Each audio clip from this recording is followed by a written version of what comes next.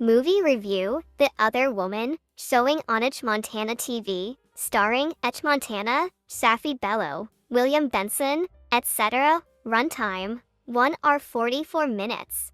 I'll start this review just the way the movie ended, abruptly, because my emotions were all over the place when the story cut off right at its most intriguing point. So, enjoy this ride with me. First off, aside from the sudden ending, I noticed something consistent about Frank. Why was he always uneasy whenever he spoke with his wife? Anyone could sense his tension, the hesitation in his tone, the way he dragged his words. It became more obvious during their 25th wedding anniversary. That was when I knew something was off. Their body language and facial expressions said more than their words. There was definitely an untold story behind this couple. Queen seemed to take the leadership role too personally, a response likely tied to her childhood trauma, just like Frank's. But I believe if Frank had spoken to her more gently, many of their conflicts could have been avoided. Queen always wanted to talk, though her conversations often revolved around why Frank preferred manual labor or ignored her approval. Beneath her words, I sensed she was avoiding something deeper. That truth surfaced when she admitted she didn't want to be like her mother, the weakling. Sadly, in trying to be the opposite, she didn't realize when she crossed the line. Femi, on the other hand, avoided conflict at all costs. He acted calm, but his tone screamed otherwise. The scriptwriter, however, missed a crucial layer: the cause of Frank's emotional distance. What turned a man who once made heartfelt promises into someone so cold and detached?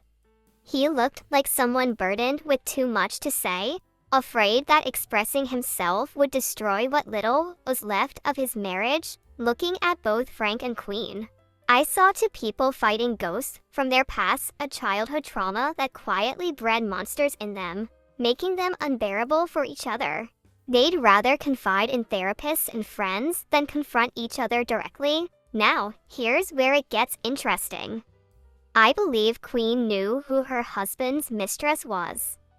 At about 1 hour and 7 minutes into the movie, when she tried to get the contact of the art connoisseur and invited Amanda to a lunch date, I knew she didn't need a private investigator, as she already had one in herself. I'm still shocked Amanda didn't connect the dots, but I won't blame her. Women like her exist, lost in emotions they can't see past, and honestly, who can blame her? Amanda was in love with Frank. I completely understood her attraction. He had that calm, confident aura that could sweep anyone off their feet. I couldn't even fault her for losing her sixth sense around him. As for Frank himself, he was manipulative and cunning. The moment he dismissed Amanda's artwork as local and still told Balogun to pay for it, I knew his charm masked deceit.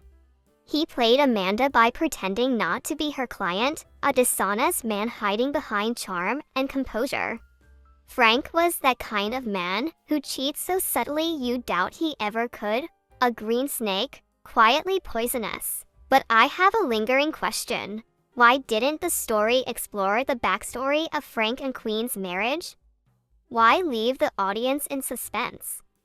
That emotional gap deserved closure. Also, on a lighter note, I felt Frank's friends looked too young for the high-profile roles they portrayed, and just a personal observation. It's been a while since I enjoyed one of your films this much. This was captivating. The costumes were well chosen, and Safi Bello was a delight to watch, poised, expressive, and graceful in every scene. Despite its abrupt ending, The Other Woman delivered strong performances, layered emotions, and a story that lingers long after the screen fades. I genuinely loved this film.